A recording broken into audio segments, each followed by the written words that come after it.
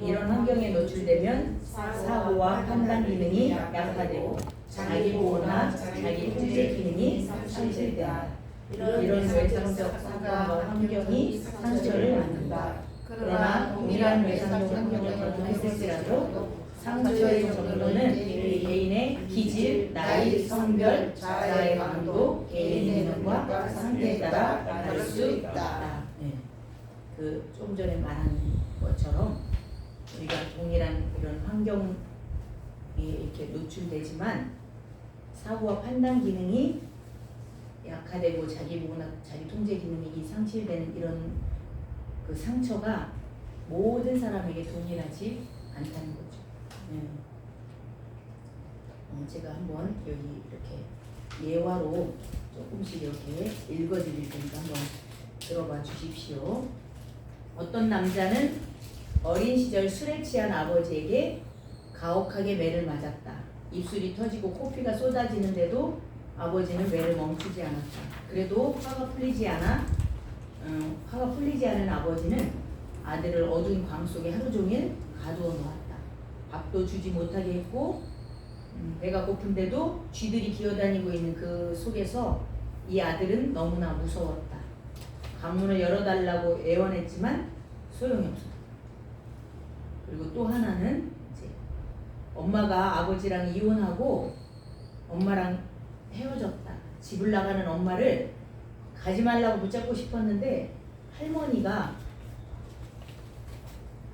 손에 키워지게 됐나 봐요. 그러니까 울지도 못했고 또 그냥 한순간에 이 아이는 엄마 아빠가 이혼하는 바람에 엄마를 잃어버린 것이. 그리고 어떤 아이는 이제 시장에 갔다가 엄마 손을 놓쳐서 엄마를 잃어버려서 하루 종일 엄마를 찾아서 울고 그날 밤에 아이는 경찰서에서 혼자 지내게 된 거예요. 그리고 또 어떤 사람은 지하 식당에 있는 가스통이 폭발해가지고 부상을 입고 겨우 살아난 사건을 경험했어요. 그래서 불이 옷에 붙어서 날뛰는 사람도 보고 너무나 충격적이었다. 그 후로 이 사람은 지하에 있는 식당은 가지 않으려고 했다. 또 하나 또 읽어드리겠습니다. 어떤 여자아이는 초등학교 시절 낯선 남자에게 성추행을 당했고 또 어떤 여자아이는 아는 사람에게 성추행을 당했다. 가해자들은 여자아이의 입을 틀어막고 위협했다. 너무 무섭고 혐오스럽고 끔찍한 일이 일어났다. 주위에는 아무도 없었다. 그 고통을 혼자 겪어야만 했다. 또 어떤 사람은 교통사고로 갑자기 가족을 잃었고 또 어떤 사람은 가족이 자살을 했다. 그들은 갑작스러운 사건 앞에서 망연자실했고 가족의 우발적인 죽음은 이 사람을 아무것도 못하도록 꼼짝 못하도록 이렇게 붙잡아 둔 거예요. 그러니까 이런 사건들을 우리가 외상적 환경 또 일시적 그 외상적 환경이라고도 하고 또 폭력 아버지나 또 엄마가 떠나가고 이런 사건들 속에서는 이 부모의 양육 태도에 영향을 받는 이런 부분들은 반복되어서 일어나는 환경에서 영향을 받는 거잖아요. 그렇게 이것을 경험한 이 사람들이 강도에 따라서 어떤 사건에 따라서 다 느끼는 것들이 우리가 이렇게 이 이야기를 듣고 우리가 느끼는 거랑 다르다는 거예요. 경험한 사람들이 느끼는 거랑.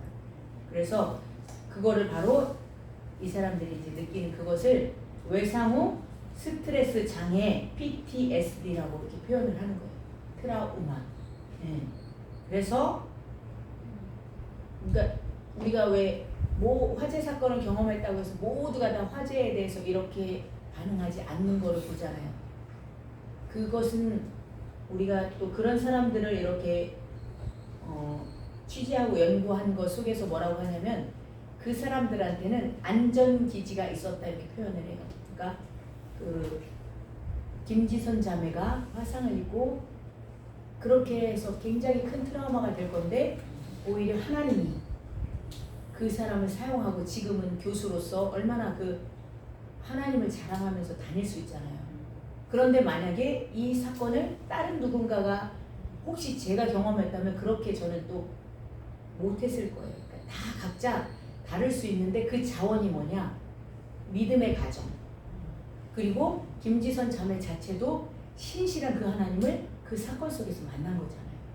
그러니까 우리는 살아가면서 아까 여기 자매님도 얘기했듯이 우리는 우리 안에 이것들을 사건을 경험해요. 저도 왜 술 먹은 아버지가 무서운 이 사건을 어린 시절에 경험을 했어요.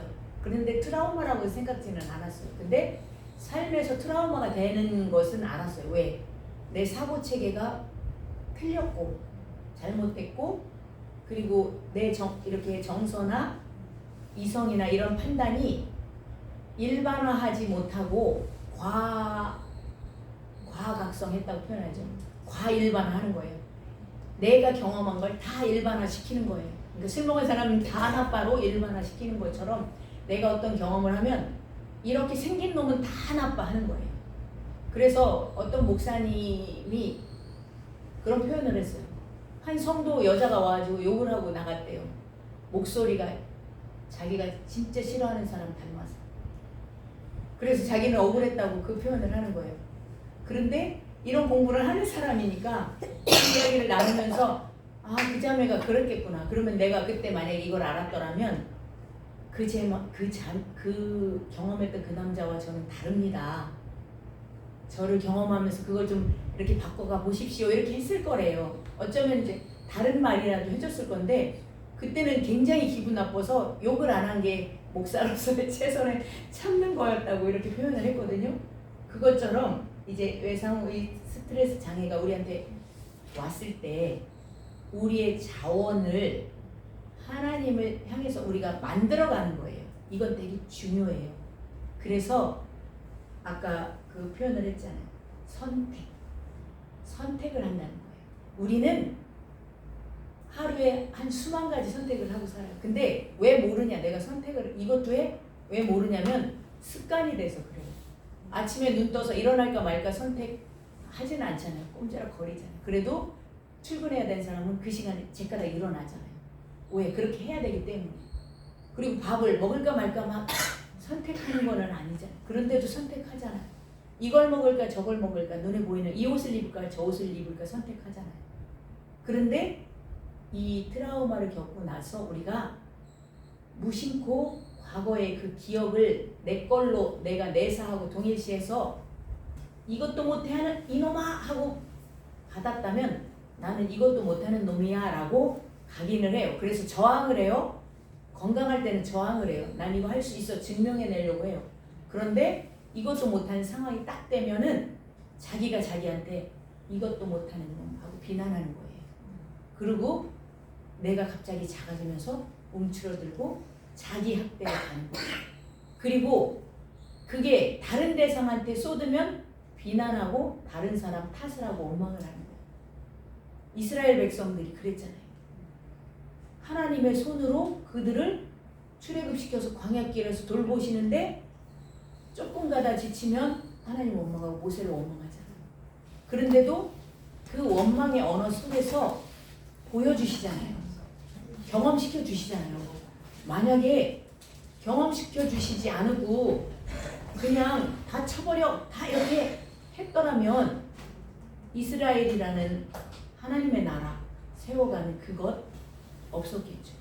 근데 우리를 택해서 이제 하나님이 우리를 끌고 가실 때 우리가 경험한 이거 상처들, 트라우마가 된 것들, 고통이 된 것들이 자원이라고 할 수 있는 단계로 우리를 바꿔주신다는 거예요.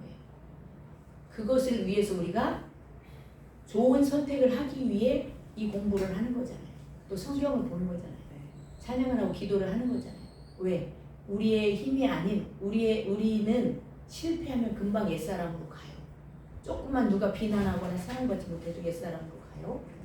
또 뭔가 내가 필요한 것만 떨어지고 결핍을 느껴도 옛사람으로 가요. 옛 기억으로 넘어가는 거예요. 그래서 그때마다 자꾸 재구성시키는 거예요. 자꾸 나를 건강한 모습의 하나님과 힘있는 지금 은혜 받은 나로 그때를 지켜보는 거죠. 안 그러면 자꾸 회피해요. 저 같은 경우는 회피 유형이에요. 싸우지는 않아요. 누구를 막 이렇게 해서 이렇게는 못해요. 일로 회피하거나 책을 막 찾아서 막 읽으면서 그거에 관련된 게 뭐가 부족한가 막 이렇게 찾는 사람이에요. 약간 몰두형 회피. 그러니까 이게 나쁜 걸로 가면은 뭐 그 중독, 스포츠 중독, 또 왜 핸드폰 중독, 게임 중독이 되겠죠. 근데 저는 그나마 그런 것들이 나쁜 거라는 그 도덕적 가치관이 있었기 때문에 아마 안 간 거지. 저도 그렇게 했을 수도 있어요. 저는 일 중독자라고 했어요. 지금은 아니지만, 그러니까 어느 순간이 되면 막 하다못해 할 일이 없으면 다락 속에 그것까지 다 끄집어내서 치우고 다시 정리할 정도로 가만히 앉아서 있지를 못하는 거예요. 내 속에 나랑 싸우지는 않고 다른 몰두 대상을 그렇게 찾는 거예요. 아마 다 있으실 거라고 생각합니다. 뭔가 회피하거나 몰두하거나 피하는 것들, 아니면 막 싸워, 아니면 막 그 야구 엉망이 두드리러 가, 막 펀칭하러 가, 이게 다 있어요. 그러니까 그거를 알고 나니까 이제 저희 남편의 그 술의 부분에서 제가 그게 그랬지, 그 사람은 이걸로 피했구나라는 걸 알게 되면서 그게 이제 남을 괴롭히는 거니까 바뀌어야 될 요소들이어서 또 하나님이 바꿔주셨고 회복해 주시는 과정이 있었어요. 그래서 저도 아버지 학교, 어머니 학교, 부부 학교 이런 치유의 과정들을 겪었어요. 남편하고 같이. 그런데도 더딘 사람이 있고 조금 더 그게 빠른 사람이 있어요. 그게 뭐냐면 의지가 조금 더 있는 사람들은 빨라요. 그래서 나중에 뭘 또 자랑하냐면 내가 그랬어, 내가 잘했어 이렇게 해요. 근데 하나님은 그걸 기뻐하시지 않아요. 그런 과정을 쓰시지만 우리가 그래서가 아니라 결국은 면류관은 그런 것들을 다 쳐내고 결국은 하나님의 은혜로 우리가 하나님의 것으로 나를 채워갈 때 그 선택이 자연스러워지는 거죠. 그 선택이 자연스러워지기 전까지는 내 의지를 거기에다 사용하라는 거예요. 하나님. 억지로 기도하고 억지로 순종하고 억지로라도 이 말씀을 따르려고 할 때. 그래서 저는 진짜 억지로 순종했어요. 그게 이게 아마 양육 환경에서 만들어진 억지 순종이에요. 맞이인데다가 아버지가 무서우니까 무조건 순종이니까 살면서 속에서는 하기 싫어도 억지 순종을 한 거예요. 그러니까 큰아들 같은 마음이 저한테 있었다고 했잖아요. 그러고 보니까 막내 아들이 더 잘 살잖아요. 방탕한 아들이 더 자유하잖아요. 그것 때문에 제가 늘 이렇게 불평이 있었는데 저도 또 돌아온 탕자 같잖아요. 늘 우리가 어떤 과정을 다 겪는 거예요. 강도는 다르지만. 그래서 이 이해 정도는 내가 겪은 이 사건들에서 바울처럼 자기의 율법적인 그 의, 막 이스마엘을 낳는 표현했잖아요. 지난 시간에 율법적인 의를 이루기에 노력한 사람만이 진짜로 하나님의 은혜구나라고 고백하는 것처럼 이삭을 낳는 게 아브라함의 그 생식기의 능력이 있을 때 아니었잖아요. 생식기의 능력이 있을 때는 그래도 이스마엘 낳잖아요. 다른 여자를 통해서. 그런데 이삭을 낳을 때는 사라도 아브라함도 아무 능력 없을 때 낳게 하셨으니 내놔라 해도 속으로는 정말 어떤 마음에 갈등을 했겠지만 그 모리아 산으로 가는 그 3일 길은 내 것이 아닌 것을 내려놓는 시간으로 아마 걸어갔을 거예요. 그 3일 길이 침묵으로. 그러니까 우리의 선택은 때로는 어떤 지금 저는 이제 그런 과정인 것 같아요. 아직 이삭을 낳았다고는 못하겠지만 이삭을 낳기 위해서 저를 이렇게 조금 더 하나님 앞에 저의 것들을 쳐내는 과정이라고 생각해요. 그래서 내 거라고 드러낼 게 하나도 없는데 그동안 이거 내가 했네라고 얼마나 떠들어댔는지, 얼마나 또 이렇게 남편 앞에서 유세를 했는지. 그러니까 안 변하는 거죠. 진심으로 변하는 거는 진심으로 그 인격체를 나의 인격체 대하듯이 그렇게 말하잖아요. 네가 너 자신을 사랑하는 것처럼 사랑하라. 내 이웃을 사랑하라. 누구를 사랑하라.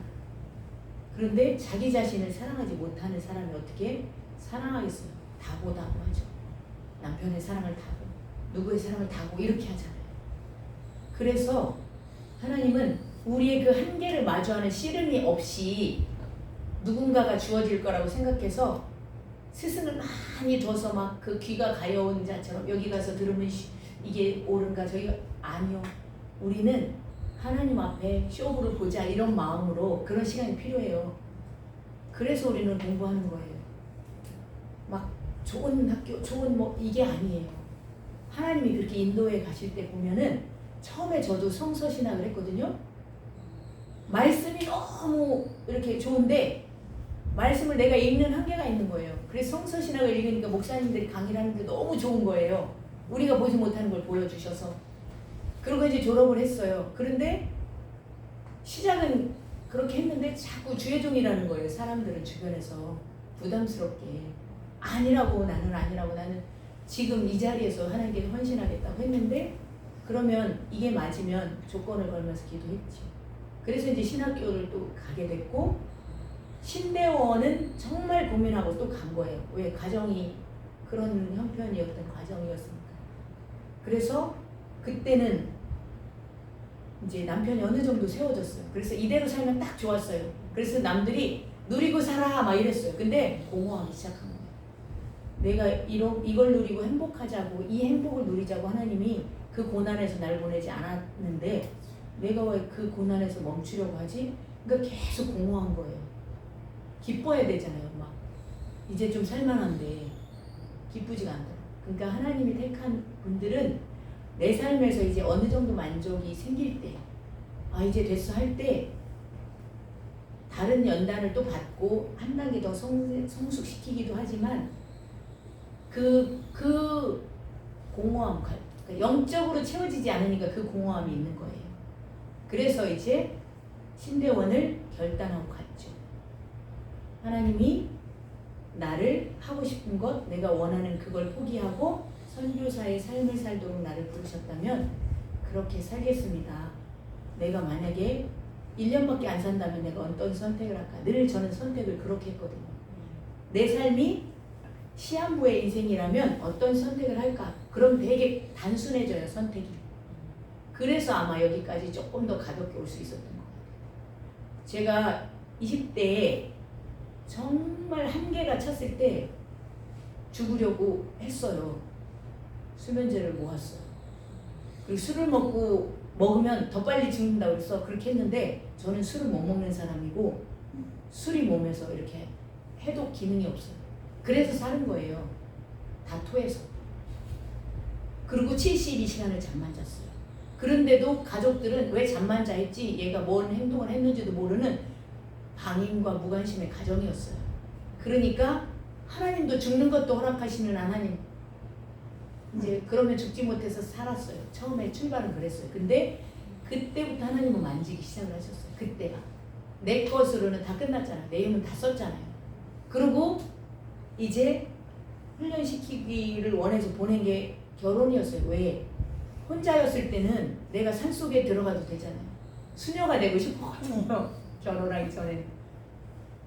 속세를 떠나면 얼마나 그 만족함, 뭘 욕심도 없고 이렇게 한 사람이니까 욕심도 없고 선을 베풀면서 살기를 원했던 사람이니까 뭐 내가 사랑하는 가족들한테 베풀어도 뭐 이렇게 하는데 남인들 하면서 그랬는데 결혼이라는 걸 하니까 이게 아니지. 나 혼자 몸이 아니잖아. 그래 자녀가 하나 태어났어. 그래도 그 하나 태어났을 때는 선녀와 남구원처럼 얘를 얻고 도망갈 수 있다는 마음이 있었는데 둘째를 딱 낳는데 우울증이 온 거예요. 왜?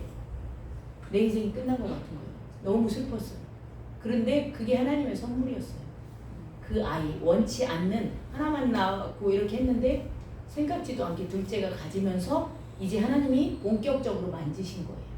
그래서 그 아들이 같이 성장하고 제가 포기할 때마다 엄마 나한테는 포기하지 말라면서 엄마가 포기하면 안 되죠. 이렇게 역으로 제 언어를 저한테 들려주는 아들이에요. 큰 아들은 여전히 제가 아빠랑 엄마랑 준 상처가 많아서 지금 그런 과정이 필요해서 기도하고 있지만 작은 아들은 그래서 태명도 하나님의 선물이었어요. 기쁨의 선물. 그러니까 아마 증표로 준 것이 저한테는 이제 아들이었던 것 같아요. 그래서 이게 어떤 결정적인 순간에 딱, 왜냐면 제가 부모 없이 그 고통을 겪었기 때문에 그걸 주고 싶지 않잖아요, 부모는. 그런데 제가 이제 예수 믿는 사람이고 예수님을 아는 사람이니까 영적인 자산, 믿음의 유산을 주는 부모, 이게 가장 큰 거라는 것을 아는 거예요. 왜냐면 우리 엄마가 예수 믿고 또 아버지의 핍박에 넘어가고 또 오빠가 약하니까 우상숭배도 했었어요. 그 시댁에 이게 눌려가지고 그걸 다 보니까 저는 그냥 어렸을 때부터 그런 생각이 들었었어요. 믿음이 작았을 때도 엄마가 틀렸다. 그리고 엄마가 저렇게 한 것을 성경을 읽으니까 큰아들이 안 되잖아요. 우상숭배는 다 큰아들한테 제한이 오는 게 써있잖아요. 그래서 제가 의지적으로 목숨 걸고 그 신앙을 지키기 위해서 얼마나 애썼겠습니까? 가짜죠, 다 애쓰는 거. 그래도 부름을 받고 아브라함처럼 갈 바를 알지 못하고 그냥 더듬어서 한 걸음 한 걸음 갈 때, 이스마엘이라도 낳는 신용을 내려고 이렇게 몸부림칠 때 주님은 그런 것들을 쳐내는 작업이 치유였어요, 저는. 그래서 제가 정태기 목사님 그 치유 그 공부를 한 4년 5년 그 줌으로 한 걸 포함해서 코로나 때 시작을 했으니까 4년 5년 이렇게 한 것 같아요. 그런데 성경에서 하나님이 말씀하신 치유와 세상에 이론적으로 말하는 그 상담을 플러스 시켜서 영적인 이 치유가 아니면 왜 계속 어느 한계에서 머물러 있었는지 알겠다, 이걸 안 거예요. 그거를 보여주는 대표적인 예가 김지선 자매이기도 하고 정태기 목사님이기도 하고. 왜? 그분도 남 앞에서, 여자 앞에서 서서 설교 못 해가지고 미국에서 그 치유 그 선생님이 당신은 목사 되면 안 됩니다, 상담 공부하러 가십시오 해서 그렇게 치유 상담 그거를 한국으로 가져온 최초의 인물이 됐잖아요. 그러니까 우리의 결핍들이나 약함들이 다 하나님의 도구인 거예요. 여러분들이 다 우리랑 다 다른, 저랑 경험한 게 다 다르지만 그게 하나님이 쓰시는 거거든요. 그래서 내가 그 부분에서 자유해서 쓸 때 가장 능력과 영향력을 발휘해요. 그래서 저도 그 김동춘 목사님 자주 그러잖아요. 상담에서 영향력을 발휘해요. 목회를 하지만 이게 성경으로 먼저 막 이렇게 하지 않아요. 왜? 그 사람이 그렇게까지 오면서 죄책감과 정죄감을 또 가지거든요. 이 기독교 이렇게 왜 우리가 성경을 알면. 그래서 하나님을 먼저 누리도록 해요. 제가 누렸던 그 하나님. 저도 처음에는 오해하고 누리지 못했잖아요. 저를 막 정죄했잖아요. 도덕적인 이것까지, 율법적인 것까지 플러스해서 저를 막 정죄했잖아요. 그러니까 얼마나 열심히, 그 열심을 필요할 때가 있어요. 그러나 이제 그 열심을 낼 때가 아니라 이제 주의 종으로 부를 때는 그 열심을 깨트리고 실패를 경험하게 하시는 거예요, 오히려. 그래서 나를 마주보게 하는 거예요. 교만했던 것은 깨트리고 또 낮아졌던 것은 주님이 높으셔서, 그래서 골짜기는 메꾸시고 높은 산은 또 깎아서 평지가 되게 만드는 이유인 거예요. 그래서 그 길을 누가 가요? 믿음의 성도들을 가게 하고 또 믿음의 자녀들을 가게 하고 또 하나님을 알지 못하는 자들이 우리를 따라오면서 이 사람이 경험한 하나님, 왜냐면 우리가 실제로 경험했기 때문에 그 하나님은 실제가 돼서 따라오는 거예요. 근데 지식을 가르치는 데를 우리가 들어보면 처음에는 그 지식을 가르치는 교회 목사님이 되게 멋있어 보였어요. 저도 그렇게 해서 막 적고 그랬어요. 근데 이제 조금씩 체험하고 영적인 게 열릴수록 공허한 거예요. 저분은 행동은 아닌데 언어는 그렇게 전하니까. 그런데도 바울 사도는 그들의 이 말씀은 듣고 행위는 본받지 말라고 하잖아요. 그래서 우리의 행위를 바꾸는 거는 바로 우리의 가진 기억과 이런 트라우마, 이 외상후 장애 같은 것들을 마주할 때, 이게 막 큰 것만 장애가 아니거든요. 작은 것도 기거든요. 남들이 보는 막 큰 사건을 경험하지 않아도 부모가 먹을 거 다 주고 이렇게 했잖아요. 근데도 어린아이가 기억하는 한두 가지 강렬한 사건들이 또 트라우마가 돼서 우리를 지배하는 것들이 있거든요. 그래서 그런 부분들을 이렇게 잘 알아차려서 재구성의 작업을 들어갈 때 전문 상담가들한테 가는 것도 좋고 이렇게 하지만 먼저는 그 부분을 하나님 앞에 갖고 가서 씨름하는 그 선택을 먼저 했으면 좋겠어요. 하나님, 내가 왜 이렇게 행동을 할까요? 내가 왜 자꾸 이렇게 할까요? 그래서 기회가 되면 내적 치유든 또 무슨 세미나 이렇게 있잖아요. 어머니 학교, 아버지 학교 이런 것을 통해서 나를 이렇게 형성해 가는구나 하고 듣거나 또 상담을 경험해 보는 것도 저는 추천합니다. 그래서 외상후 스트레스 장애에 대해서도 한번 여기 읽어보겠습니다. 이게 똑같이 이렇게 이런 사건들이 있는데 보통 사람에게는 1%에서 9%의 영향밖에 없대요. 그런데 성폭력 희생자들에게는 똑같은 이 스트레스 장애를 78%까지 느낀다는 거예요. 그러니까 성추행을 당했거나 성폭행을 당했거나 이런 경험을 한 사람들은 누가 소리만 지르거나 누가 손만 잡으려고 해도 이걸 트라우마로 느낀다는 거예요. 그래서 이런 부분들을 우리가 이제 인식을 하면 사람들을 대할 때 왜 저래라기보다는 저 사람 안에 또 뭐가 있어서라고 판단하지 마시고 다 경험한 것들이 다르고 또 그거를 트라우마로 느끼는 것들이 다르기 때문에 그렇게 할 수 있다는 것을 이해하고 알아보았으면 좋겠습니다. 그래서 이제 트라우마의 증상들을 밝혀주고 있는 게 있어요. 그래서 첫째, 수축과 회리. 둘째, 지나치게 예민한 상태의 과각성 현상. 셋째, 억압과 침습 현상. 이렇게 제가 이제 거기에 적어놨죠. 이게 이제 수축이 뭐냐면은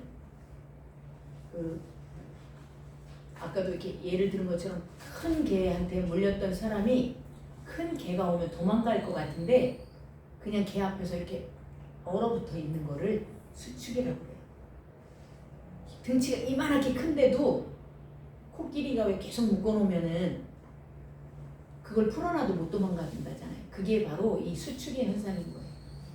그래서 얼어붙어요. 욕할 수 있는데 제가 술 먹은 사람 앞에서 얼어붙었었잖아요.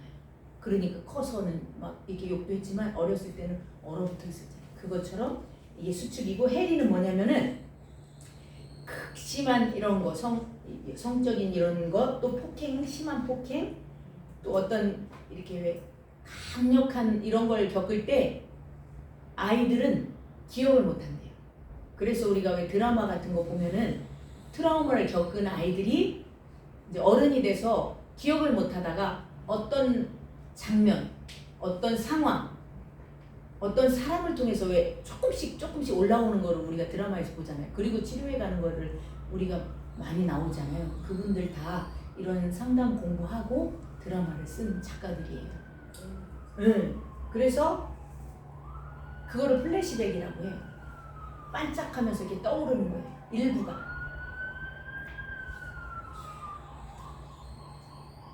그리고 지나치게 예민한 상태의 과각성 현상, 이거는 이제 막 냄새, 소리, 그 비슷한 어떤 상황에만 가도 이렇게 과하게 이렇게 반응하는 거를 말해요. 그리고 이제 억압은 자기를 막 이렇게 자기 자신을 숨모시게, 그리고 자기 학대를 하거나, 막 머리를 막 박는 사람도 있잖아요. 그리고 막 힘을 주고 꼭 참는 경우도 있고, 이제 이런 것들을 억압이라고 하고, 침습. 이 침습은 이렇게 뭐라고 이렇게 확 사로잡힌다고 해야 되나? 근데 이게 자주 그러는 거예요. 그래서 악몽을 막 계속 반복적으로 꾼다던가, 어떤 생각이 계속 반복적으로, 나는 생각하고 싶지 않은데 부정적인 어떤 게 반복적으로 계속 이렇게 떠올라서 나를 막 이렇게 꼼짝 못하게 사로잡는 거를 침습이라고 해요. 그래서 이런 것들이 이제 우리의 모습에서 이렇게 드러나는데, 아까 표현했던 것처럼 플래시백이나 악몽은 우리를 그 무의식에 있는 것들을 의식으로 이렇게 끌어올려줘서 이거를 해결하기를 원하는 내면의 그 외침 같은 거예요. 그래서 치유와 회복을 위해서는 그 외상의 재현을 반드시 경험을 해야 치유가 된다고 이렇게 해요. 그래서 이 치유를 위해서 우리가 이런 것들을 이렇게 자꾸 좀 떠오르면 이렇게 끄집어내야 되는데, 이게 우리한테 부정적인 영향을 주는 것들은 떠오를 때마다 회피한다고 그랬잖아요. 다른 걸로 몰두하거나 다른 걸로 이렇게 왜 피하거나 다른 딴짓을 자꾸 하거나 딴 생각을 하면서 이걸 안 보려고 하는 거예요. 근데 반드시 이 경험을 해야, 이 외상 재현을 해야 되는 거예요. 마주해야 된다는 거예요. 통찰해서 떠올려서 마주 봐야 돼요. 그렇게 하고 이제 마주 보면서, 이게 실제로는 사실은 놀랬을 때 보는 거랑 안정감을 유지한 다음에 보면 그렇게 심각하지 않게 볼 수가 있거든요. 그래서 그거를 해야 되는데, 이제 그걸 위해서 우리의 의식을 준비시키는 과정이 필요한 거죠. 그래서 아까도 계속 그 선택을 얘기하는 거예요. 좋은 선택, 바른 선택. 그리고 그 말씀에 두려워하지 말라, 놀라지 말라, 내가 너와 함께하면 제일 많이 나오잖아요, 성경에. 그만큼 우리가 연약하기 때문에 두려운 존재잖아요. 특별히 또 가장 낮은 민족을 이끌고 이스라엘 백성을 끌고 갈 때 이미 정착한 그 민족들 속에서 그들은 안 비교하고 보려고 안 해도, 그 많은 기적을 경험해도 거기에 또 들어가면 거기에 침습 당하는 거예요. 거기에 이렇게 위축되는 거예요. 두려워지는 거예요. 그러니까 두려워하지 마, 날 봐. 그러면서 나한테 구해 그러잖아요. 그리고 가나안 땅에 들어가서 이제 니네 힘 줬고 능력 줬으니까 싸워서 차지해라 하는데, 뭐라고 나오냐면은 사사기에 1장 6절인가에 나와요. 유다가 산지에 들어가서 거기에 자기 소유로 준 제비 뽑아서 들어간 땅에서 산지에 있는 백성들은 쫓아냈다고 나와요. 그런데 골짜기에 있는 백성은 못 쫓아냈대요. 왜? 철병거가 있어서. 그러니까 쫓아내라, 너희들이 힘이 생겨서 이렇게 해라 했는데 쫓아냈다고 나오는 사람은 딱 갈렙밖에 없어요.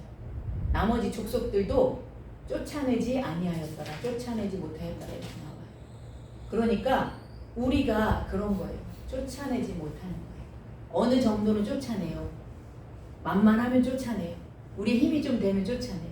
그런데 우리 힘이 지나칠 때는 지레 포기하고 쫓아내지 못한다는 거예요. 그런데 이 트라우마나 외상의 이제 이런 경험들을 넘어갈 때는 쫓아낼 수 있다라는 믿음을 선택하는 거예요. 때로는 믿음은 내가 믿음이 없어도 주님이 이거 너 고쳐줄 줄로 믿냐 이렇게 할 때 내가 믿나이다. 그런데 내 믿음 없음을 도와주소서, 내 믿음을 도와달라고 기도하잖아요. 절박할 때 그렇게 할 수 있잖아요. 이 문제가 절박할 때는 하나님 앞에, 하나님이 이거 고쳐주신다면서요, 만져주신다면서요, 나를 온전케 해주신다면서요, 이미 약속했기 때문에 우리를 온전케 해서 쓰신다고 계속 빛으로 우리를 빛이라고 심지어 하고 하나님의 아들이라고 했잖아요. 그러면 아들답지 못한 모습을 보일 때마다 이걸 들이미는 거예요. 아들이라며요. 아들이 하나님 이름이 내가 이 쫌팽이 같아가지고 영광 못 받잖아요. 이렇게 들이미는 거예요. 그럴 때 또 내 마음 안에서 하나님이 하실 것을 너 믿냐? 안 믿었더라고요. 제가 안 믿었더라고요. 안 믿는 게 너무 많은 거예요. 믿었다고 생각했는데 안 믿는 거예요. 그러니까 염려하고, 그러니까 두려워하고, 그러니까 이 상황을 원망이나 불평하고 이렇게 했던 거예요. 그런데 이제 여러분이, 저도 마찬가지고 앞으로의 또 남은 것들을 볼 때, 이렇게 직면할 때 우리의 의식에서 하나님과 함께 바꿔나간다고 분명히 약속했으니까 그 믿음은 주님이 내게 줄 은사잖아요. 은사. 믿음의 은사잖아요. 왜 은사겠어요? 주시는 은혜잖아요. 그게 은혜니까 믿음이. 우리가 믿어진 게 은혜잖아요. 지금까지 요만큼 믿어진 게. 내가 믿었다고 생각했던 것들이 아니더라고. 내가 믿으려고 해도 안 되더라고. 은혜잖아요. 그러니까 더 큰 믿음 달라고 하고 이제 내가 준비돼서 이 부분을 마주해서 바뀌기를 원합니다. 고쳐주십시오. 이렇게 요구할 수 있어야죠. 구하고 찾고 두드릴 수 있어야죠. 그리고 성령의 능력을 구하면 되죠. 그러면 내 힘이 아니에요. 강력한 뭐라도 나를 좀 끄집어서 사로잡아서 내게 은혜를 좀 주십시오라고 간구할 수 있어야 되지 않겠습니까? 네. 우리 이제 마지막 얼마 안 남았네요. 3장 거기 반복적 환경.